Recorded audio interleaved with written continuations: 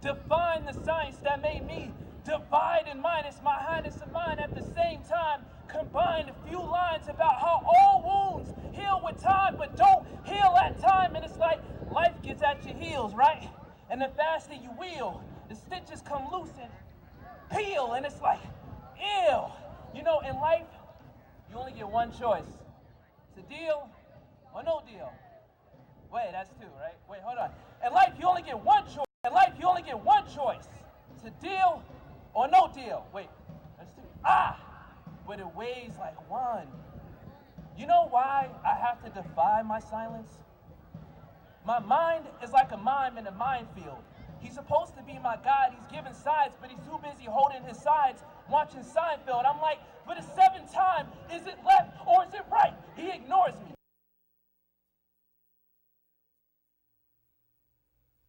Good afternoon and welcome to Artists of Color. I am your host, Elaine Hall-Corbin. And that was just a bit of what you're going to hear from my guest today, John Kine. Hi, John. Thank you. Good to have you on the show with me today. Yes. We might as well tell people how we met. Right. You and I met at the Untitled Project Jazz Festival on the 13th of this month. Yeah. And I heard one of your pieces, and I was really intrigued. I still got it on my phone. And you and I talked, and we talked about a lot of different things, but I was really fascinated by your work and our conversation. Thank you for coming and joining us today. I'm really grateful to be here. Hey, there you go, see? It's amazing. Tell us a little bit about you. Well, I grew up in Boston all of my life, obviously, but primarily I've been focused on hip hop and spoken word. I'm really about people and about helping people overcome the challenges in their life. And so I make sure to put that in the music and also in the other projects that I work on. What challenges do you see people having that you can relate to as far as your spoken word and your poetry is concerned? One of the biggest things is actually identity. You know, there's a lot of people that have a certain expectation that they make themselves follow according to society or maybe a past experience. But it's been to my experience in life, I'm only 23 years old, but it's been to my experience that you could always reinvent yourself. You could always come back. You could always create something different. But that's what I want to put in my whole journey as an artist, is that you can reinvent yourself anytime you want. Okay, when you're talking about reinventing yourself, when you're reinventing yourself, do you put that into your poetry? Yeah, actually in the video that we saw, with the poem was called Bitter. Yep. And in that, I actually wore that mask. And it was really exciting for the people that were there because they were like, who's this guy? Like, what is he about to do? But really, I wanted to show them that, like, I designed me, you know, and there's a part of me that I can bring out anytime I want. And I just think that's just amazing to have, you know. And what do you do when you're not writing? What do you do when you're not writing poetry or doing spoken word? Do you write your, number one, do you write your own spoken word? Oh, yeah. You do? So you never take from anybody else and kind of like add it in there? No, that's a no-no. Yes, I'm sure it is.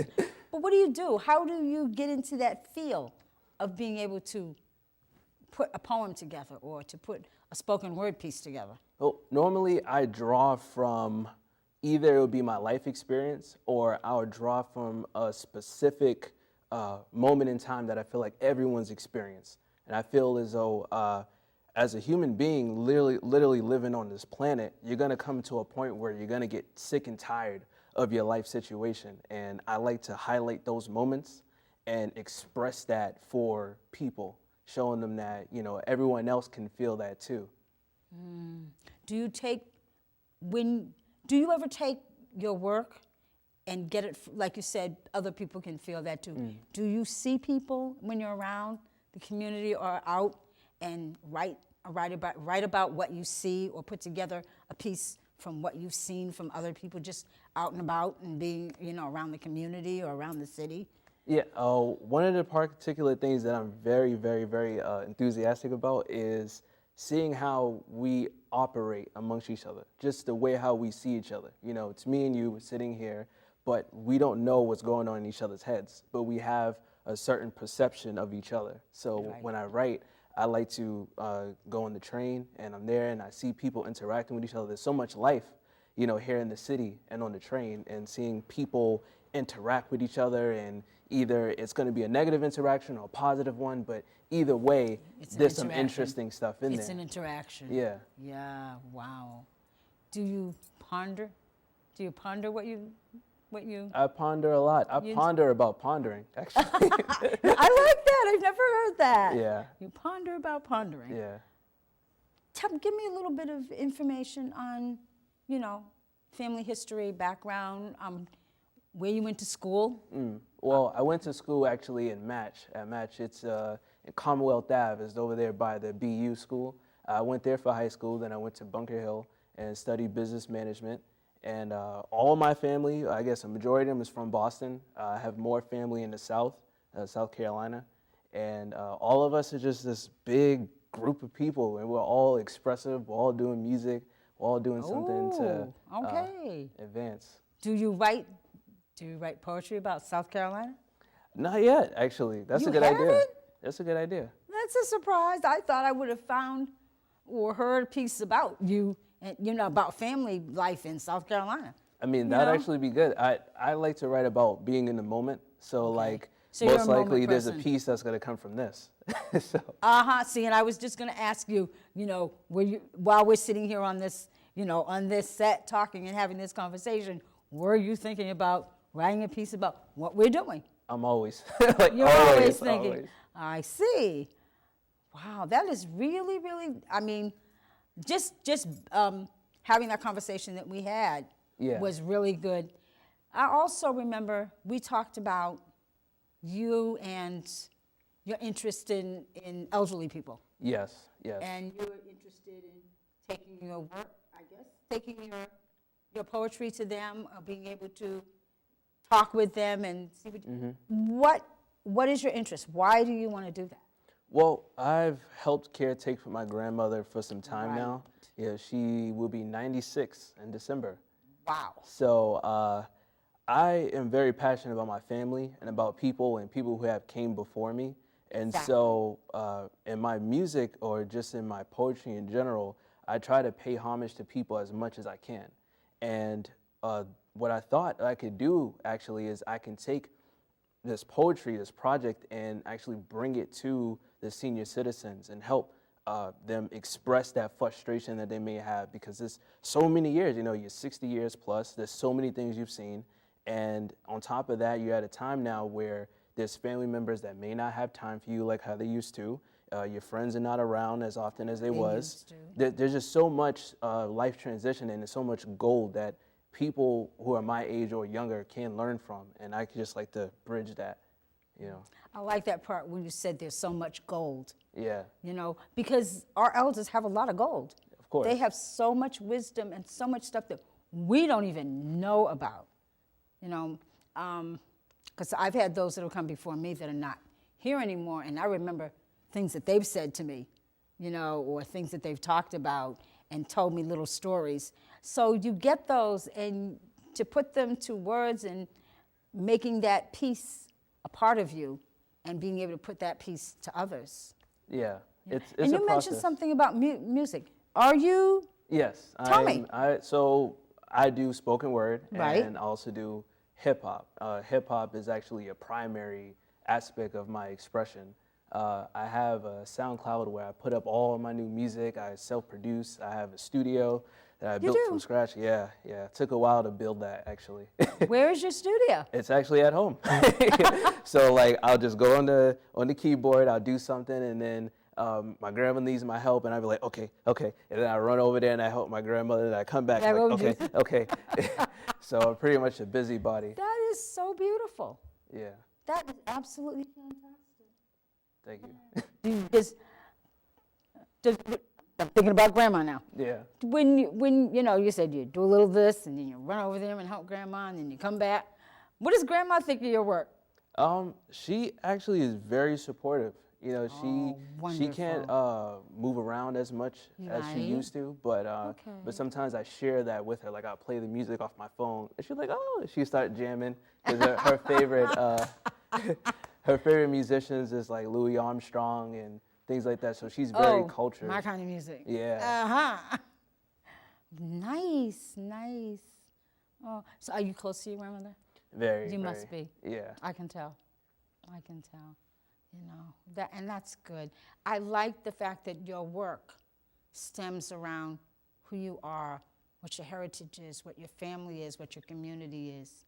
And to me, that is so important. Thank you. Because and to listen to it, I mean, I listened to some of your stuff on your SoundCloud. Yeah. And that was interesting. I really loved it. You know, Thank I really you. said, let me listen again. And I said, but it's nice because it's very personable. And that made me feel really, could I say, he's so personable.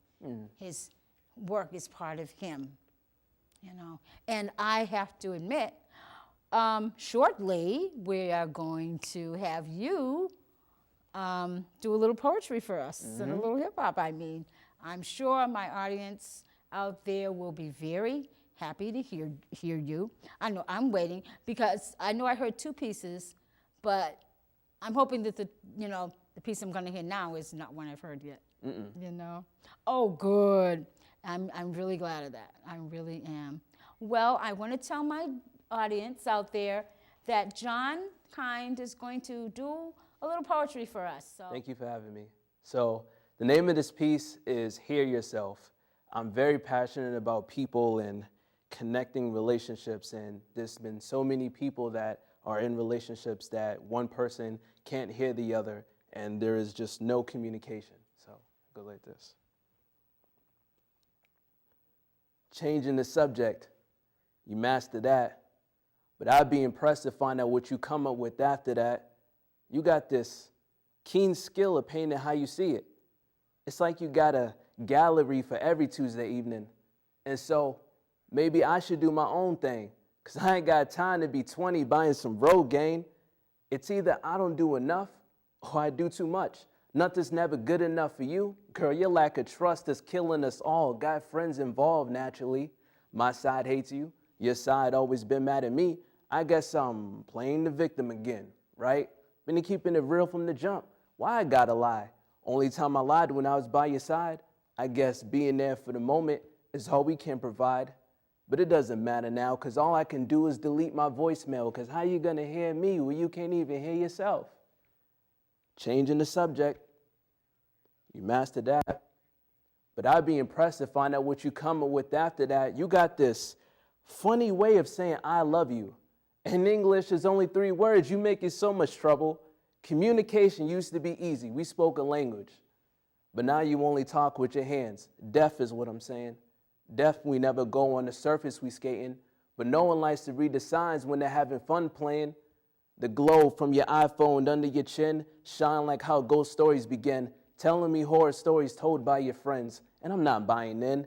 Rather be buying with yen. In Japan with my friends. Since my passport came in, man, I thought about leaving. But I psyched myself out because I never saw the reason. But I have to thank you, because through this journey I learned, never trust no one that never saw how to eat fried worms. Thank you. Thank you, John. Oh, we have to talk about that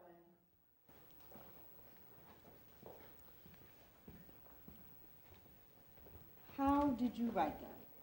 What was behind you writing that piece? Well, actually, I guess seeing the relationships that are in my family and friends, there's been too much of people who love each other and too much miscommunication. Okay. I think a lot of the times the issue comes from I say one word and you hear it differently. And that's normally what inspires my writing is perception. Okay. That was a very good piece. I could hear the different reasonings and I could hear the different issues, you know, and the different, you're not hearing, you're not hearing me. I say one thing, you're saying something else, or you're hearing something else. Right.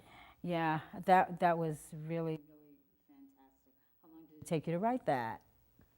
Well, how long it took me, because like I have a process and like not What many is the people- process? Let's talk about the process. Okay, so basically, like I hear a phrase. You just said, "What about the process?" Right? Yes. So then I take that phrase and I break it down to so many different categories, and I just keep brainstorming on it until I literally get all the thoughts that I can from it, and then I just like kind of filter out, like try to find the gems that are in my brainstorming, Okay. and then I just start to construct it. But most pieces don't feel finished. Like even that one, it doesn't feel finished. I feel like there's more to the story.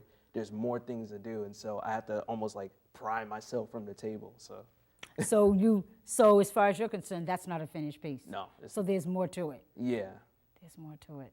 Wow. Now that is quite interesting. I never thought of a process well, I've known a few artists, I've known quite a number of poets, but I never realized that there actually being a process behind a poet, or a spoken word artist writing something or putting a piece together.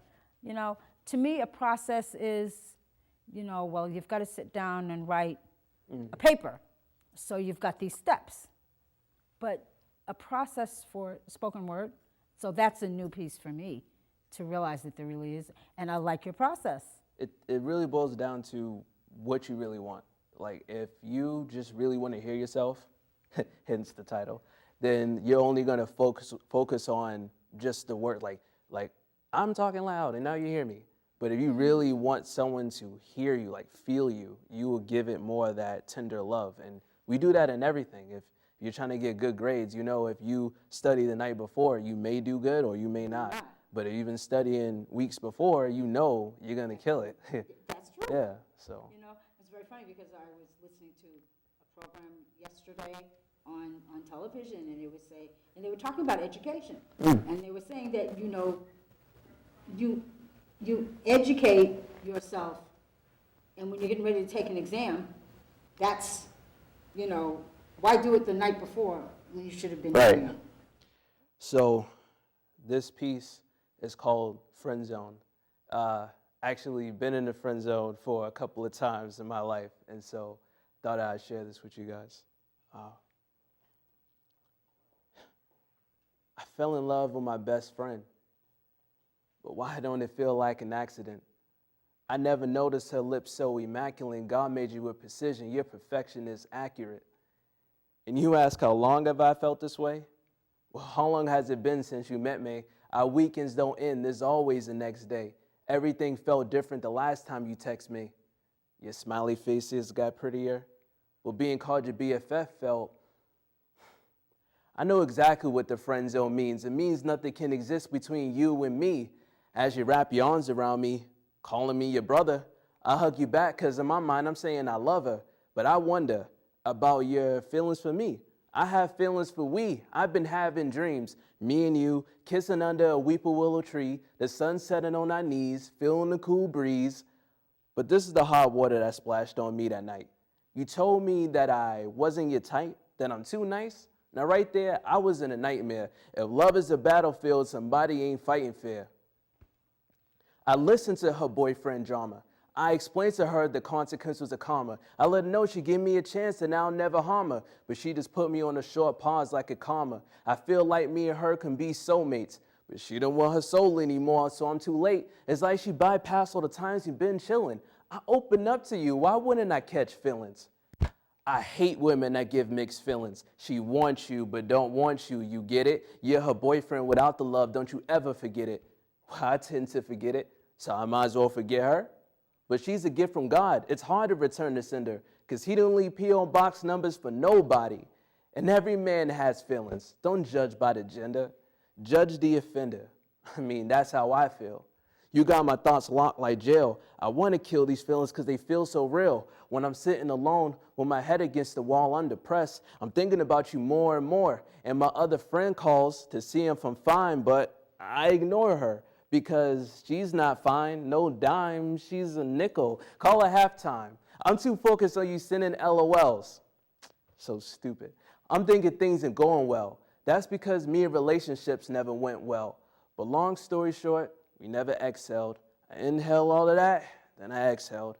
But I guess that's why we call it a crush, because you put your heart out there and care too much. If she's your friend, she's your friend. Don't look to the future, because that's how you end up just like this loser. Thank you.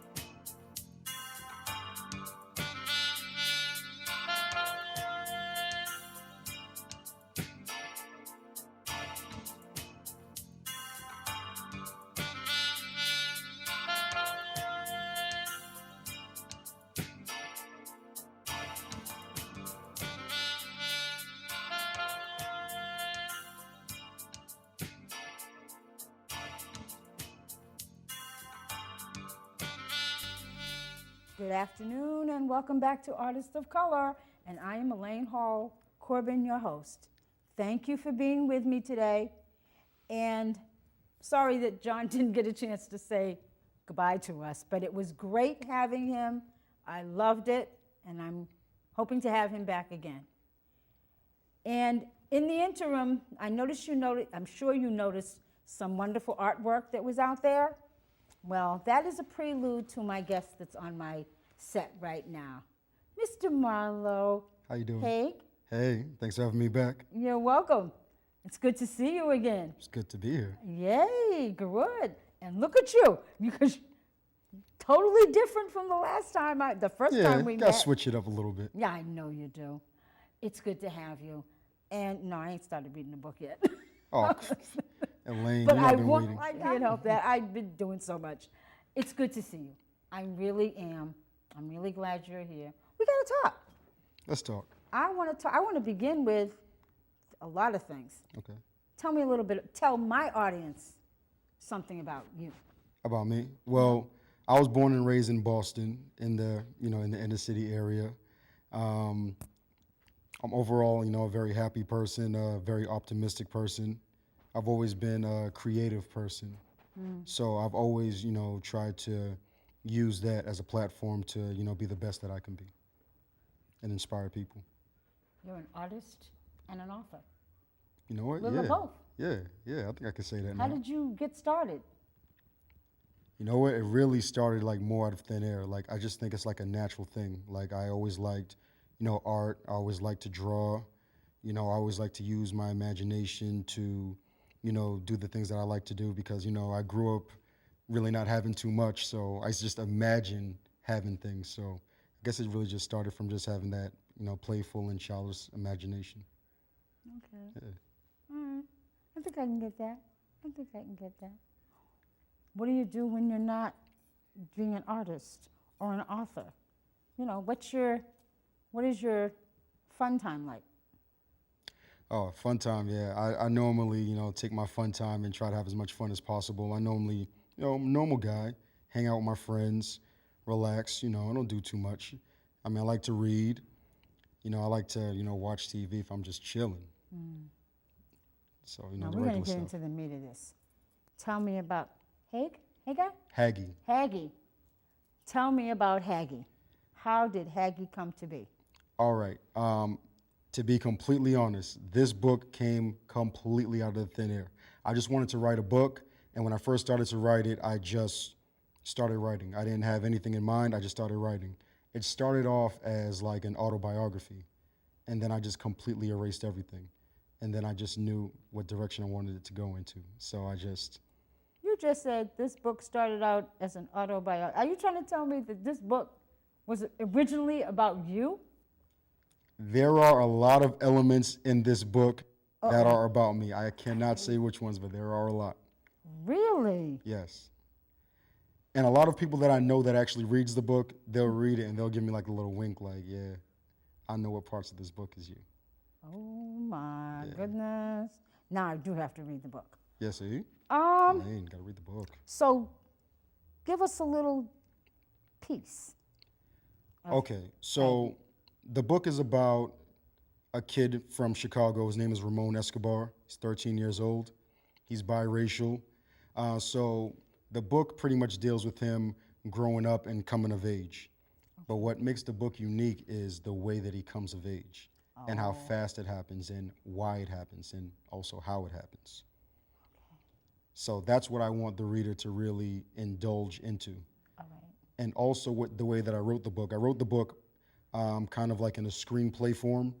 Oh. So when you read it, you can actually see the characters interacting, and that's what makes it really interesting. That's what makes it a little different. I wanted to put a little different twist on it. Are you intending to turn it into a screen production? I wouldn't see why not. I don't see I why think the not sky's either. the limit. Why now not? there you go. Well, see, now I'm going to want to read it because I want to see it turned into a screen production. You're a self-publisher, aren't you? I am. Very good, very good. Yeah. I don't know too many self-publishers. Yeah, and I'm just trying to be as independent as I can be, you know, and pretty much get my feet wet and see what I can do before I really put it out there onto the market. I mean, the book's been doing very well so far. I've only had it, I've completed it about 3 months ago. I was going to say, how long did it take you to write it? It took me 3 months to write this book. Only 3 months. Was this just constant writing, or did you take a break here and there? It was pretty much constant writing. I mean, between, you know, my busy schedule, you know, I'm a dad, I work full time, you know, I just found the time. I just didn't want to make the excuse. I knew that I wanted to write it. I started it, and I just wanted to go through with it and finish it no matter what. There was times I was falling asleep on it. There was times I'll take it to the restaurant. Wherever I went, I had that book with me. That is my baby. No, it isn't. You're a dad. Well, that's my other baby. Yeah. You have a baby. How old? I have a 9-year-old son named Antonio. Very nice. Yeah. Very good. Very good. I have a question. What's that? That hat on your head Yeah. says Raiders. Raiders, yes. I know some Raiders. Do you know? Yes, I do. My grandson was a Raider. Really? Yes, for about 10 years. Mm-hmm. How long have you, is your son a Raider? No. I just like the hat. I should have known. No, I just like the hat. Really? Yeah. Oh, because I only mentioned that because I thought you were a Raider. I wish I was a Raider. You know? Hey. I'll take the money. What do you do? What is you, like you said, you work full time and you're a dad. What is your employment? Or I shouldn't even, that's really not even, because it has to be something you like. Right. In order to do it. What do you do? What do I do? I'm an account manager. I pretty much manage accounts for a local company.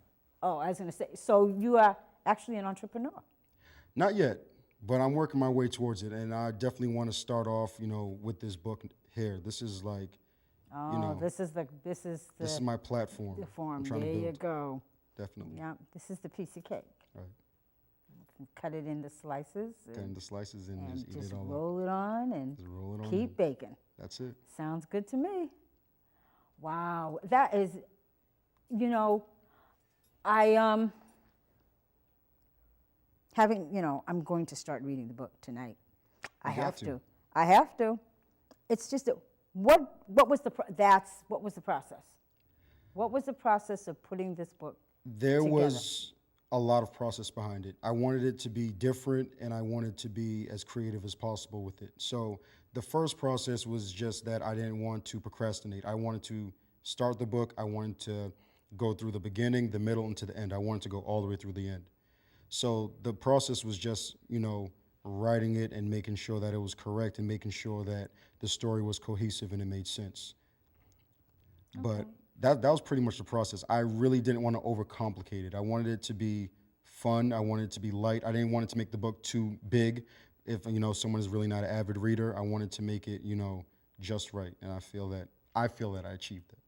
So this little book has a lot in it. There is a lot. It's jam-packed. There's a lot in this book.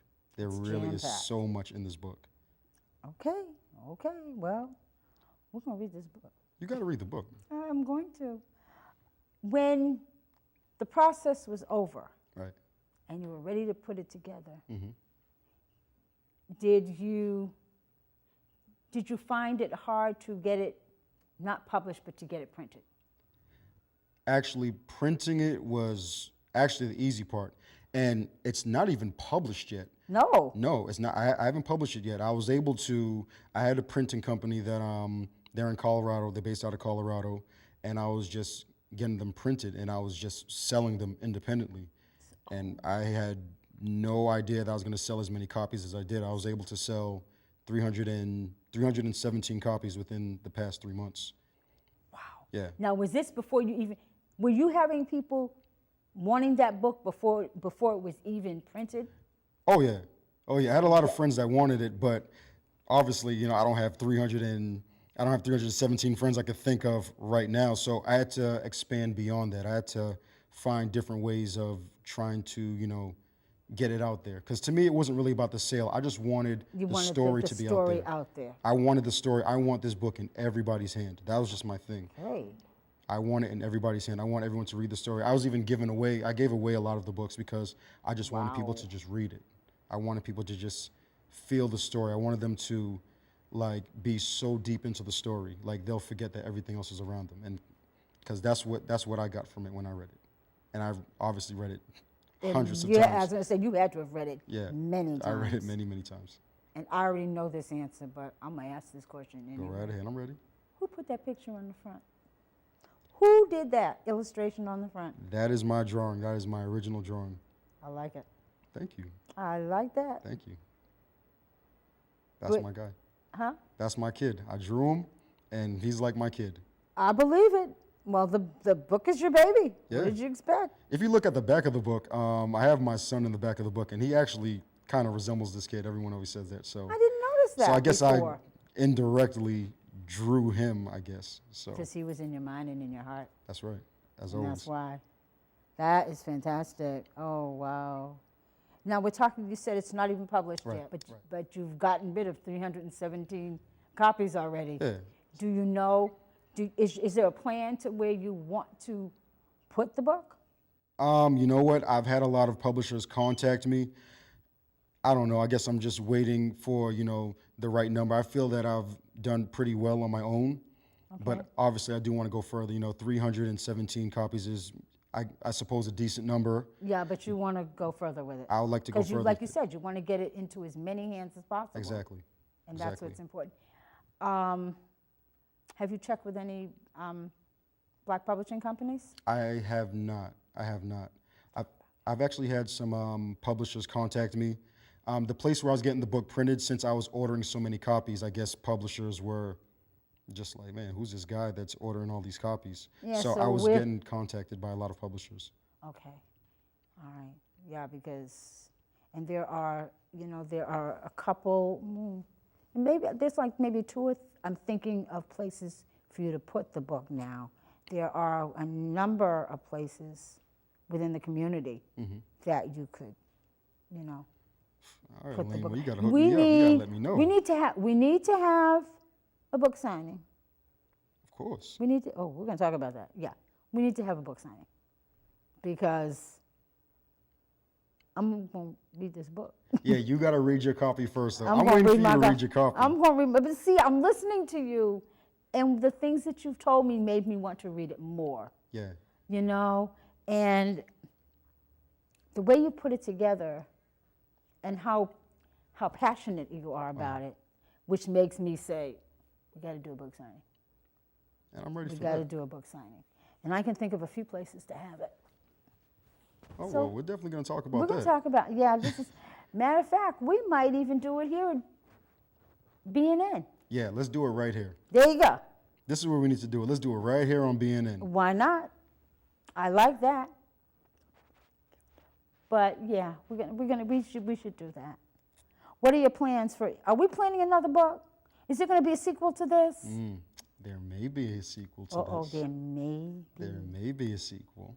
Have you started the sequel? Or you just Maybe, trying to get me going? Possibly, but you'll have to read. Once you read the book, I know. you will know the answer to that question. I promise you. Okay. Once you read that book, you're gonna know the answer to that question. Now, I know the answer to this question, but I want you to tell my audience. Okay. What does Hagee? Hagee. What does Hagee mean? All right. Now, Hagee is an acronym. So, every letter actually means something. Once you start to read the book within the first couple pages, you're going to think that it means one thing. But once you read the entire book, it's going to mean something completely different. I can't exactly give it out. We're not telling. We're not telling, but I'll tell you that it is an acronym, and each letter does mean something. Okay. That I can tell you. When you did this title, Yeah. and you said that each letter means something. Right. Did it come to you, I won't say out of the blue, but did it mean something to you inside is the reason you used this as the title? I'll say, yeah, it definitely meant something to me inside. Also, I wanted a title that was going to be different and that people were going to say, man, that sounds weird. Like, because, you know, when you hear something that sounds different, it makes you go, well, what is that? And it makes you want to know. Right, right. You know, it makes you want to Right. know. Because I know I've been saying Haggai, and I kept saying, well, I'm saying it the wrong way. First I was saying Haggai. Right. And when I said Haggai, you know, when I saw that title, it reminded me of a play that I had seen. Mm-hmm. And there was it was a West Indian culture. Yeah. And they were talking about spirits and folks coming from being shapeshifters. Mm. And there was one, and believe it or not, that name came up in the play. Mm. And I was surprised. As a matter of fact, I had to go and look it up. And there is such a word, and it means shapeshifter in West Indian culture. Mm. And I finally found out because it was a musical play that I had seen, and that name came up. So I was like surprised. I said, wait a minute, I've seen this before. And if you look it up under West Indian culture, it's there. Yeah, I've seen many different variations of the word meaning many different things. Yes. But I can tell you this That's has not nothing to do with no shape-shifting. I can tell you that. Well, I'm sure because, you know, listening to you. Life-shifting maybe, but not shape-shifting. Okay, now I like that part better. Right. Life-shifting. Life-shifting, definitely. You know, so this is like life.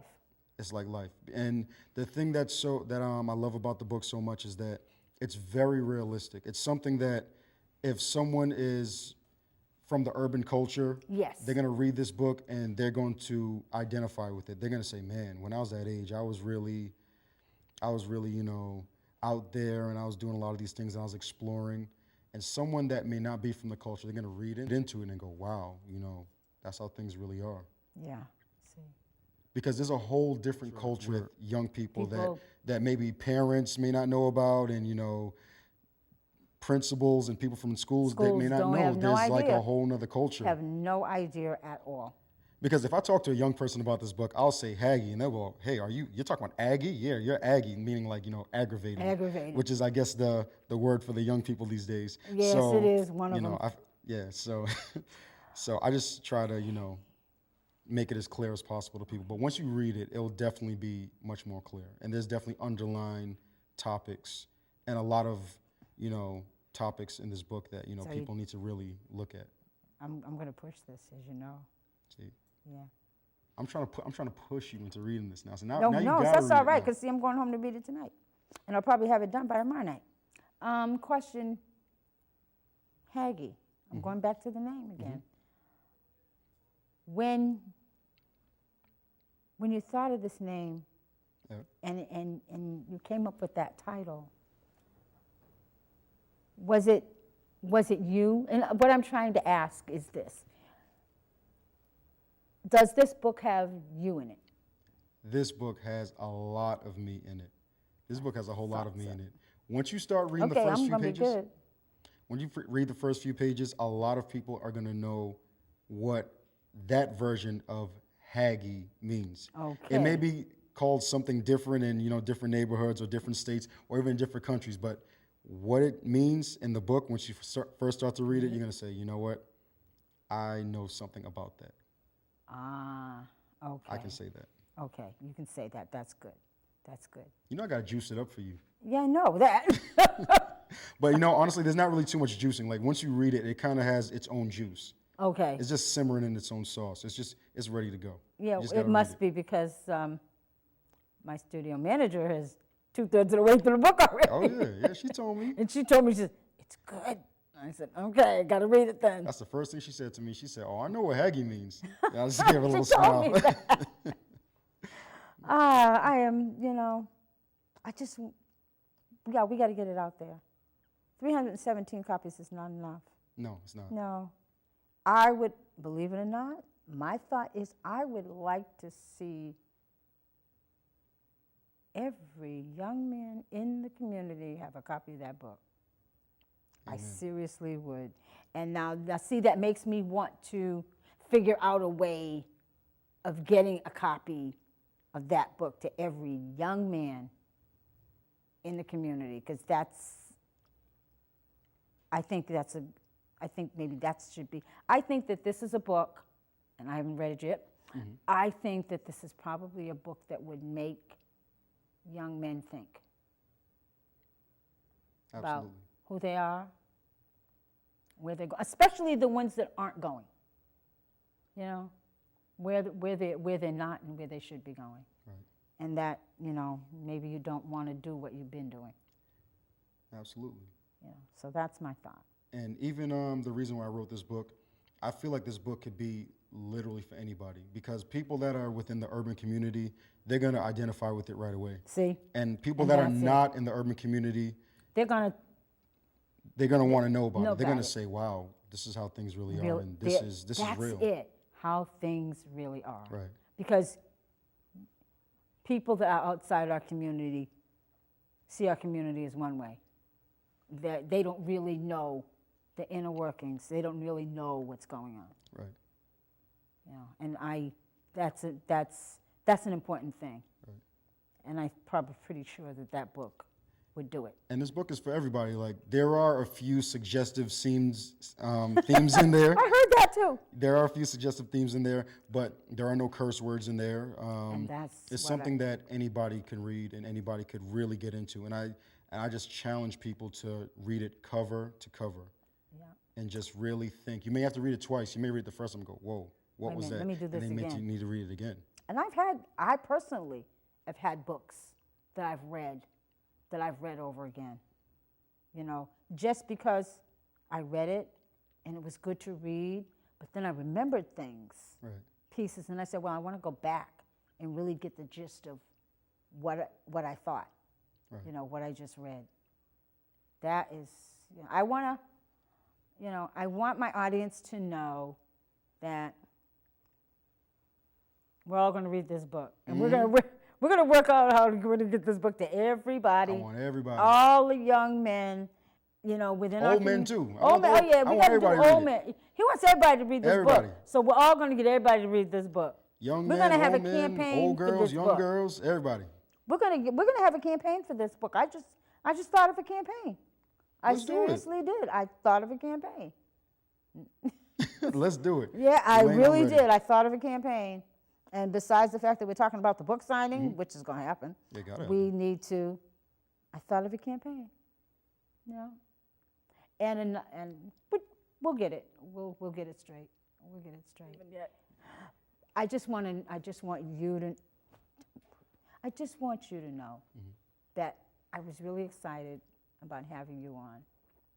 Because you were out there with Brother Charles, and that was cool. Yeah, Brother Charles is the man. Yeah, I know. Vote Brother Charles, by the way. Vote Brother Charles. He's the man. And I had to have you on. But then with a little help from Brother Charles, I was really excited about having you on. And a couple of times that we talked, and it was only a couple, but then we got a few emails in there and text messages, and that was good. And I kept saying, yeah, gotta have him on. I really want to know more about this young man. Appreciate that. I wanted to know more. I mean, it's a pleasure and honor to really be here. You guys have been really great. I appreciate everything. We're good people. You got to let everybody know about BNN. Yeah. Oh, yeah. Because we're good people, and we're here for our community. Absolutely. And our community, in our can attest to that. community, our community needs to be here for us. Yeah. And we want all the art and all the culture, that we can get right here, because I'm a live show. We got other live shows. Right. And we need to promote each other. And I want to be able to promote my artist. Right. I want to be able to promote not only my artists, but our heritage, our community, what's going on in it, what's going on around it, and to have an author in the midst. That's a good, to me, I've had other authors that I know, but to have a young man like yourself out there writing a book about, life and what's going on in life, and and probably the changes, Right.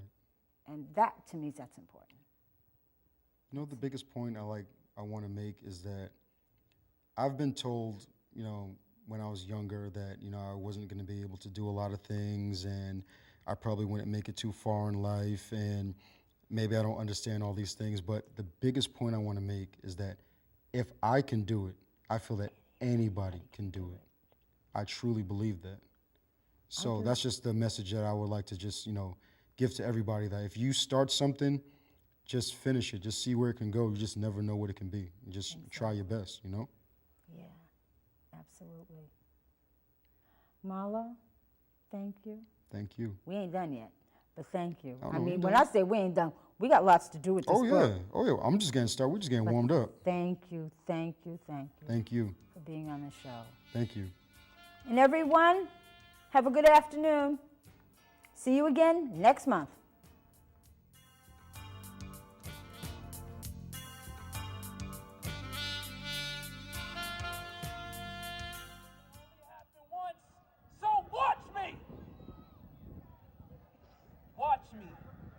Defy my silence, define the science that made me, divide and minus my highness of mind at the same time, combine a few lines about how all wounds heal with time but don't heal at time, and it's like life gets at your heels, right?